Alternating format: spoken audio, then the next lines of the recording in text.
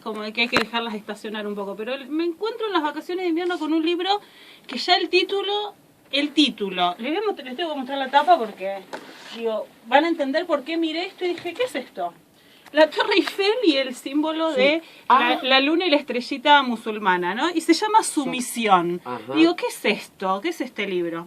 Bueno, es de un libro de Michel Houellebecq, que es un francés que nació en 1958, es muy famoso, ha ganado varios premios, tanto en Francia como en otros países, por ejemplo el Goncourt, que es como el Nobel francés, y ha sido considerado como una especie de estrella literaria al estilo Sartre, ¿no? De ese estilo.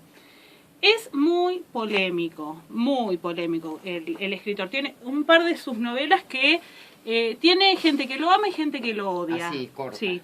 Y está siendo acusado por esta novela y por una previa de anti-islam. Si uno lee la novela, no sé si tiene tanto una postura anti-islamista como una postura anti-humanista, casi diría yo, como que le cuesta confiar en el ser humano. Lo que me llama la atención cuando leo la contratapa, entonces por eso me lo compro y me engancho con la novela, es que es una contrautopía, que a mí me encantan. Está ambientada, pero una contrautopía como cercana, está ambientada en el año 2022. La demitificadora del ángel gris, esta de Dolina. ¿Por qué? No, bueno, después te digo.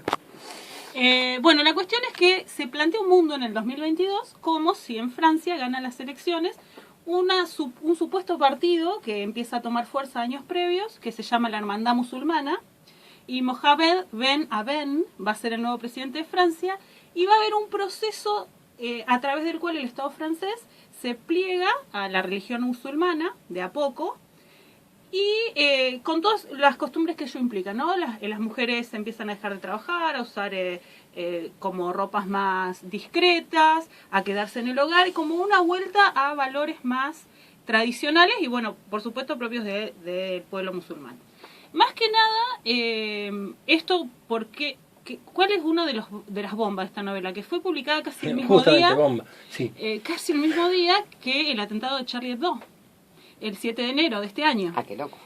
Como que coincidieron los eventos, ¿no? Las bombas. Y además, uno de los muy grandes amigos de este escritor murió en ese atentado.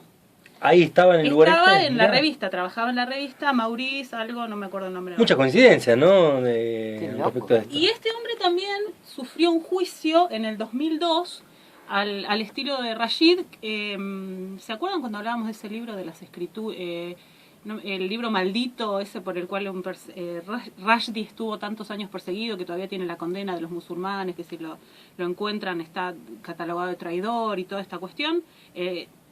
Una cosa similar, la comunidad musulmana francesa le hizo un juicio del que fue absuelto Houellebecq. Pero sin embargo, bueno, todas esas tensiones se siguen viendo en su literatura.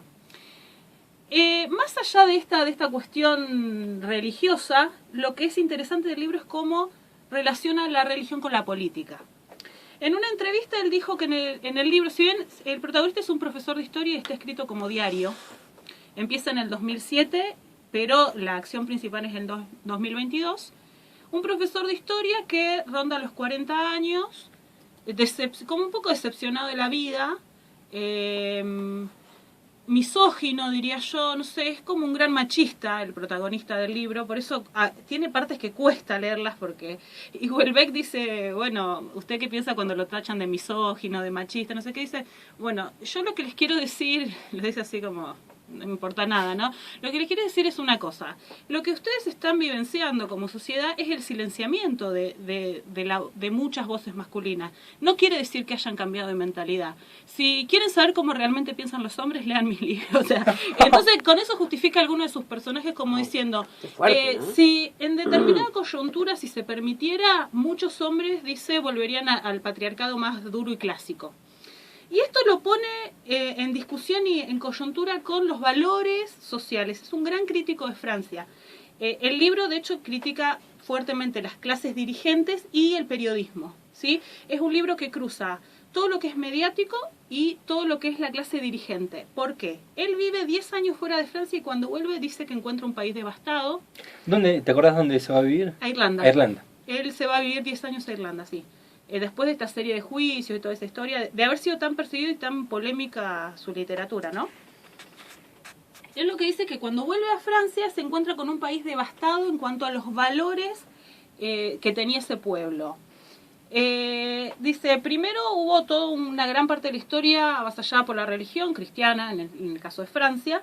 Después vino la época del patriotismo, que él dice que fueron unos 100 años, como desde la Revolución Francesa hasta la Primera Guerra Mundial, y que este Estado laico, de alguna manera, desarmó algunos valores tradicionales y no se pudo encauzar en otras formas que fueran satisfactorias también. Y dice que se encontró, él después de 10 años, con una gran crisis institucional, como que la gente despreciaba, y dice, en competencia a todo el entorno, a la dirigencia política y a la dirigencia mediática.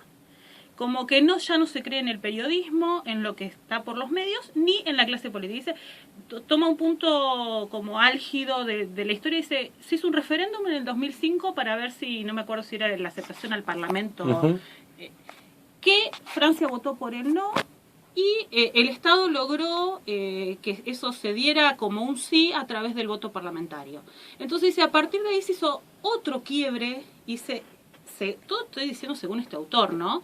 Un quiebre cada vez más grande entre la población y la clase dirigente. Él lo pone como que en un momento, como en un futuro no muy lejano, y también de esto empieza a ver cómo se filtra la derecha en toda esta cuestión. Y a lo que, ¿por qué nos pone tan nerviosos Houellebecq? Porque te pone a un espejo duro, ¿no? Primero el espejo de lo que son las sociedades conservadoras y por qué se hacen a veces, en algunas coyunturas históricas, muy conservadoras las sociedades. Y por otro lado, a esta cosa de las verdades que tenemos como asumidas y que dice el autor de una crítica a este libro, que es un escritor argentino, Garcés, que es muy interesante la crítica que hace de este libro. O sea, hay dos momentos importantes. Uno es cuando, bueno, vos estás en tu casita tranquilo de tus valores, de tus creencias, de las verdades que nunca pusiste en duda, y viene el lobo. ¡Boom! La violencia. La violencia es un punto de partida para que una sociedad haga un revuelo, una persona también, ¿no? Pero a veces no llegas a la violencia, pero hay otra situación donde hay un perro que ladra fuera de tu casa, segura, linda, cubierta por todas las necesidades básicas, y ese perro es la crisis, ¿no? Entonces, la violencia o la crisis son como dos factores que hacen como revisar, y ante estas cosas nos pone Houellebecq, por eso es tan polémico, por eso yo no termino de definir si... Me hace pensar, digo, y es interesante cómo hace pensar, y escribe muy lindo, escribe muy bien. Bueno. El personaje que es François, que es el profesor de historia, se queda sin nada en el camino. Primero era un estudioso de Heisman, que es un escritor también francés del siglo XIX, que gran parte de su obra se trata de su conversión al catolicismo.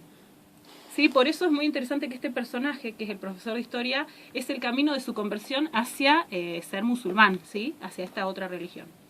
Empieza perdiendo sus padres. Primero que todo pierde el amor de Miriam, que lo va a conseguir en algún momento de la novela. La verdad que está pasando por una gran crisis sexual y personal este profesor de 40 años. Cuando me refiero a crisis sexual, no de identidad sexual, sino de no encontrar satisfacción. Encuentra en un momento el amor, lo pierde, una primera pérdida, después pierde los padres, y en un momento de desesperación va a una iglesia esperando que, encontrándose con la imagen de una virgen, suceda un milagro y se reencuentre con su fe. No pasa nada en esa iglesia, es una escena muy dramática del libro, y él pierde también la fe, y el escritor lo va a dejar sin algo más, que según el escritor es la relación más larga que ha tenido este profesor durante toda su vida, que es la relación que tuvo con este autor, con Heisman. ¿Por qué lo va a dejar sin eso? Porque dice, cuando alguien escribe exhaustivamente sobre la vida de otro escritor, llega un momento que se agota la posibilidad de releerlo. Y ese momento del fin, de la entrega de la tesis, digamos, y de no poder volver a ese escritor, dice, cuando ya lo agotaste de tal manera y lo estudiaste de tal forma... Lo exprimiste. Y lo exprimiste, te dejé sin eso también, porque ya no te da la cabeza ni para volver a eso. Ahí es un punto donde él le va a poner por delante la conversión. Una conversión y una búsqueda de fe, porque ¿qué le pasa a este hombre? Necesita fe. Algo necesita, perdió todo, vieja. Bueno, todo el mundo pierde todo en algún momento. No todo el mundo, fíjate vos. Bueno, casi todos. No. todas las cosas se pierden y se encuentran otras, es así. Las cosas Bueno, se pierden, sí. cuestión que este hombre va a ir en busca de una nueva fe. ¿Y por qué? Vamos a ir viendo la transformación de Francia a lo largo del libro y qué le va a pasar a él. Como profesor de historia de esta no tan primera categoría de universidad, una de ahí, del medio, se da cuenta que todos los profesores que se van convirtiendo y que declaran la frase mágica hay un solo Dios y su profeta es Mahoma, tienen otro lugar en esa coyuntura. Y él lo va a pensar esto, pero en realidad está en la búsqueda de un reencuentro con una fe profunda. Lo primero que vamos a escuchar es un fragmento del día de las elecciones, que es muy gracioso. Escuchar esto como si fuera en el momento político que estamos viviendo, me pareció muy interesante el fragmento. Los invito a escuchar eso primero.